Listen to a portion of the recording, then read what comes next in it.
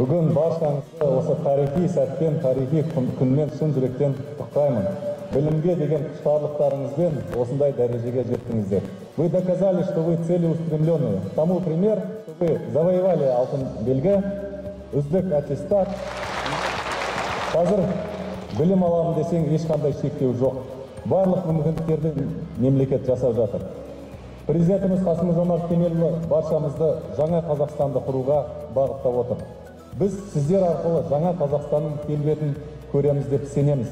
Сондықтан алдағы уақытта жақсы жетістіктерге жетулеріңізге тілектеспіз. Мереке құтты болсын. Сіздердің әрқайсыңыздың жоғары жетістіктеріңізді біз көретін болайық. Мерекелеріңізбен, с праздником. Барлық жас түлектерді осы атаулы күнмен шын жүрегімнен құттықтаймын. Сіздерге алдағы уақытта тек өмірлік жолда алдарыңызға қойған арман мақсаттарыңызға оңайлықпен жетуге тілектеспін. Я поступил на Назарбаев университет на подготовительный год Foundation. В дальнейшем планирую учиться на курсы математики и IT-технологий. Я планирую учиться здесь дальше и работать и жить на благо моей страны.